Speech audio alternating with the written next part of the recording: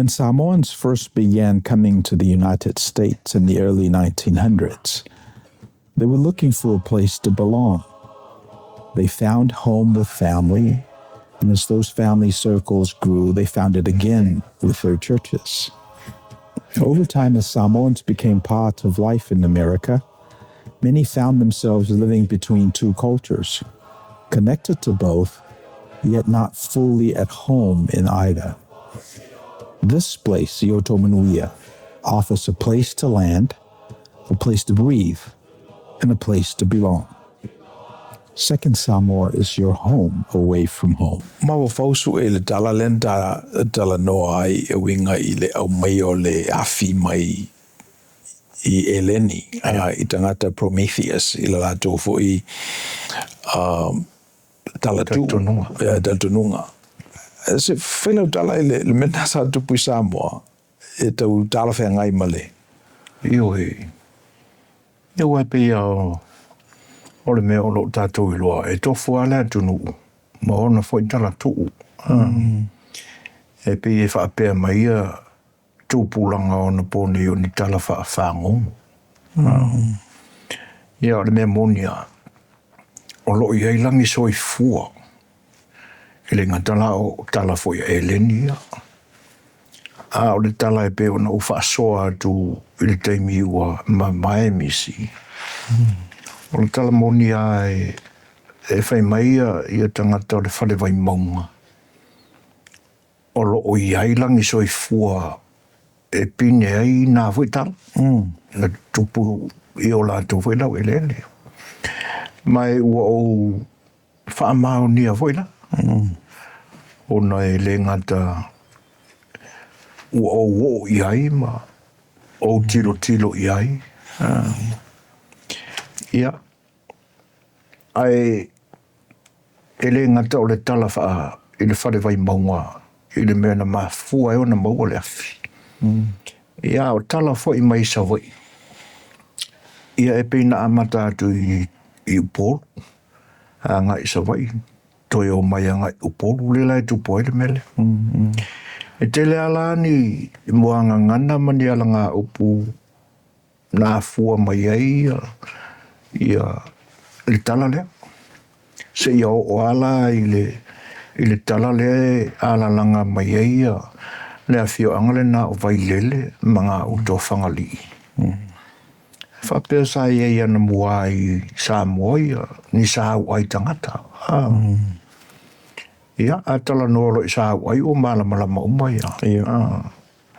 O tangata e le pe o tātou, e fōringa e pe o kākou o tino e whaisi tūlanga ese.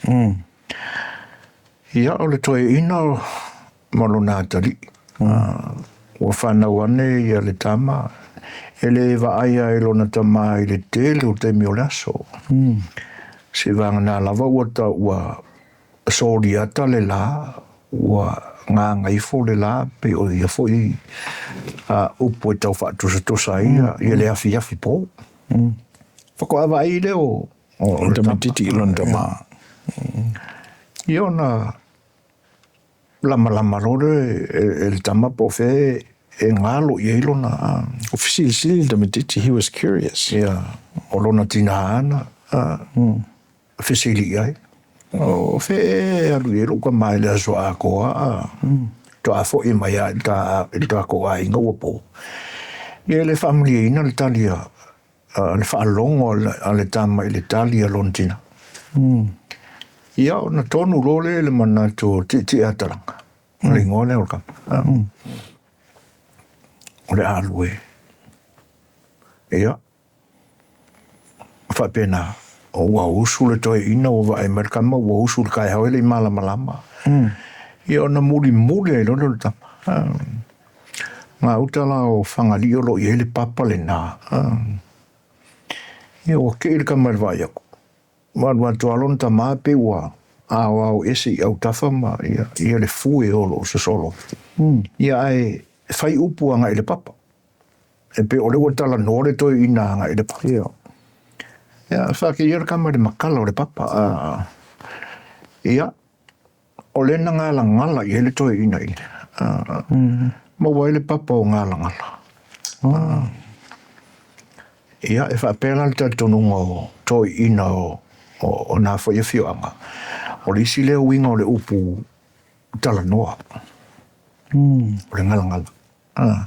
O le alalanga nisi o le atunua, e me se hoi o whailaunga o le papa i ngala. Ua malie le a.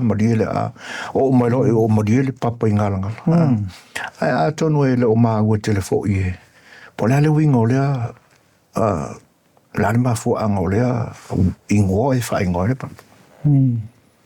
Ia walu nei la to ina tonu. Ia ua baku fwela kama whakai mea ia sa whairon tama. Ia. Ma nga ia tua, e whata ia la tamaile. Wa inga o le whatoanga tele. Ai o le olono tamale nga lue le whatoanga le o le whatoanga le sawai. E whape o mafui e le ngol sawai. Ia. O whainga luenga le toi ina ua a el tamai lungole. O le la au. Le ta ua e ta to le nonu fia. Ia. Ua whaiala le ngā luenga le toi ina ua whaile le ai ngā raka mai rungo le ngongu le kau mea le ngongu ai ia matau ai melon tamai whatu le nonu. Ia. O tilo nela le toi ina. Ia. Pangalea. O longa kali ilua. Ia upu pole le toi ina. Ua whesilia turola le tamai. Oi, ia. Koe ngā whesili whapena. Ma le mea fōula ua wa aia le tamai. O se mea pae pie alua ngā ilunga i le lang. O whesila, o le ala mea pae. E whape maila le tala al toe ina. Ia ai o whaisesua vai a mafui. Ia o whesili lava le tama se ia o ai nau nei loa. E le i ele me le kongu i ele o maua e lantou. O le mela le o le afi. Io nanga ilo le o le ali e vai po le whape i fōringo. E la ko le whaisua vai ale. Ia o le kaumawhikanga le sau aile. Ia. Mai tā wale le ripo o anga i o inga o mea i e whai ina ua maua mamanino le tamai winga o mea i e whaanga i le afi. Io na whaali lo leo o te atalangai i le sauai. O ke ira le sauai wa. Ia. O na whaapea mai lo leo o le sauai o na fōringa sa wā fōi lea. Ia mole manatu o le sauai. E whaingo fio na ia whaatama ia leo lo le tama wā e la moi. E lai titi. Ia whai lo le whainga palo le ori. La koro sauai ia saula ka milo lima. Mole manatu o le sauai. E wha mua ia. La fo le whaaloalo i lana malo le watali. O ngai ele aisa se omi o le kai me kango mai ia i liri. E wa penala na whai. Mole manatu o le sauai. O le a lea whaina luna. Ia o se mea lawa e whaate iai. Io kango kua o le. Io nā ona pō misi e i tū rua tangata pea o na i tala tuku o le tātua tanu. Ia. Ngā ngaureli. Ia wā. O i nāla e pēna mai e te atalanga ia. Ia le afi. Pei wala o le tūranga le i talitonunga fo ia. A creek la ko ia. Ia pe o sasa soro le tama le afi. Ia. O la awala na buu i le aminga mo. Ia pe o la auna e whaingo fio na o la i le afi. Ia a o pine wha mau la malangi swai fuolo iai. O le maunga le sa. Ia e le ngana vale fo i upu ua whaonga ina. E misa i le whare vai maunga. Ia fio anga i e pe vai lele o le tongo. Whangali. Le anga e pe o ingoa ua o whaolaola mai al temini. Pe ua isina e se senga i whaleonga. A o le maunga le na. E whaapea le tala to ina. Na maa fua na maua le ingo o le maunga le na o le ingo le nonu. Io ka vai foi lai ke le ale ngongu i ngai le o ngā vao ne nā. I tua o whianga i o vai lele mo le tongo. O le nonu fia. Nono fia. O na maua ile o le ingo le maunga. O maunga fia. Onga fia. Ia, wa ave ese nei ona po le koma li liu le nae. E pe. Ia, e pe o la ofa ingo o maunga fia. Ia, o le sawa, ia, tulo fo le whaafonga mai pe a maua mai e a fio anga o lo fitu I tonu I eile. Ia, o le maunga fia. Ma le afu lala o le ele na ngoto I lalo ina ua pa u I eile sa wai tino tele. E pe ua omo ele nga ele u whaingo fiela na tafe mai voi le vai sa kafe mai uka nga poloka sa wai ni. Nā la e ma wai le afu le na o le afu maniva. Ia. O kalanga. Ia. E pe o na maua e le tātua tanu ule afi. O mafu e ona. Ia. O na tau mamafa I mea aivena. Ia. I kau pālengi ma. O le aso kena ngalo ia ine. Pero o te tau mate a duope I ai se corollary to Donald to spa ia matala o tato fatutuanga. E mawhai ona overlay ele mele na e wa le tala mai o tato lau ele o sia tato wa tala masani e tato ai ele manatu na ye fina ngalo le tua I na mai o le tala lepe o mafofo wina o le tala na ia Jakopo. Malona uso masanga o Esau. E pese ele winga le na ia me fapitoa mo matua. E mea na o Esau o lona tofile na. Ia pe ua avela le finau mawa o Jakopo. Ua velo na finau I whamanuianga nei ua mawhai na ngase ia le tofile matua ia teia. Pe o tala nai mai le tātou whatuatuanga I le whenga inga tuai o te loa e pe e tau whetuli ma le tātou tala nā. Ia, e pe o le langona ala ia Jakopo, e pe o le langona whau mālo. O leo te manatu pēna iai se langona whapena ia titi a talanga.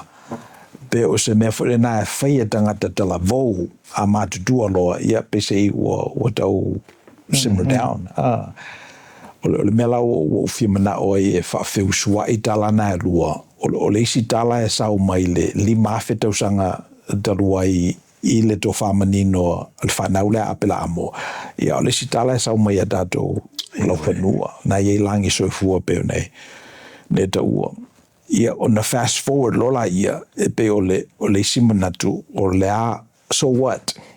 E pe o le isi na asāsā o le malai lea awa a tātou whamatala me tātou whatutuanga, tātou wheusua I matala o le tātou vavau ai ale mawhai o na whao ngā e tangata I le Lusfutasi Century le United States of America. O nei relo manatu ua misi tā ua le mafuanga nā leina whai le nei prokalama. E pe o le sia vaenga ua tau I o manatu misi ne voi lau songa le whaiwhi au whenga fo mai. Yeah. O me pisa asāsā. Whawa watu ia lau tala noa I men tutupu se I mai le lau ele o le tātou whasino manga I Samoa. Whaisa sa le tau mawha vela mua o tātou tangata. Wana o lea I tu a inga tangata sa mauai. Ona no whale o ia ma whaasāsā mea ia. E o whailai le vaile. Ia. Ai pei o ua vea la le malosi lea e tā ua e le tala ma le talitonunga o tātou tangata. E I tū lua nisi o tangata na ola e Samoa. Peo I nā ua tangaloa ele mea. Tūlau fo le suafa tangaloa. Awai o mea sa whaasāsā le ua tanga. A alona whao ngā ina. Ua le ngata la I le pumo mo o le whare vai maunga ia whio anga ia pe ona. tutupu ai le mea i o lātou lau whanua. Ia ua loa le alua le. Ia. E wa le sila to fa manino I nei Amerika le fa yel da pro kalama le fo o te Samoa no pia o le manatu le democracy democracy o se manatu na fa nau mai nai I lo le na eleni Greek ona fa fiuswai le malo o tangata o le malo Roma Greco-Roman le lape e BC ai le sa o le tofa manino le nei America le la o fa o le malo nei o ape se o le mela nai e te tawala I tangata o nofo I nei I America ma tunu uia o le turunga o lo fa tawa ina I la dole democracy e te tawana tau sisi le mena e te tawana mafau I teimi a o tau mafamata ia ano mano e tatou atunu ona famaila ia e siri le nā pe siri le oi nei tau fo ma fo tangata e leni le o mai e Prometheus o le afi ma fe siri e siri le temi a o pongi sa ia e leni po le temi nei ia na tau fran fa pena na palai tupulanga o Talofa nei ma tangata o siri e malo America lua sa ri mas futa sanga te ruai pere nei so ole tali lava la e tatawa ona sili nei lo e tatawa ona ole episode au pito sili le nei ona manuia daua te le nei lo le episode lea taruai ina ia turi au pu pe lava le manatu lea e fina ngalo le tua I le manuia o le tangata pe ole tau whaile nā mai a whapea e maua sa wano e tari tono ina I o tātou tangata le nā fo I manu lauti nā olo o maua mai e le ngata I tangata Greece ia o tātou fo I lau ele ia ne ero mana to whingo fia tātou I nei I le lape tātou I mata upu mua e pe na lape ia tupulanga I nei ole alna looking good ole talitonu le me pepelo ole tuli nai me fepulafi ale ni me moni ia mana ia ta faso pese si me o bo ole nau o ta fa ia ele na ma le ia vai nga umai e to e pe o ona ia le vainga fo I le nei platform o ta langaina e tu fa kirsiano e ona I tala o le vavau e le ngata I o tātou fo I lau whanua I Samoa ia o ni tala fo I mai nisi vainga o le larolangi ia ma sina o nga o le tuspa ia e tā o wha ia o lo mana tō le wā toi e no wa e sa no e tūranga ia le tā ua fo I o na amata mai le afi awai o I koe fia kau mawhawela se fasi maka se fasi povi e pauale wa inga mare upua tangata e whai eo atono e wa misi na inu fuala au sila to e o whapela onga kausa milanga fasi povi ia te langona ua lele Thank you for spending time with us. If you found this content helpful, please like the video, share it with others, and subscribe to the channel so we can continue bringing these insights directly to you. Yo, Manuia.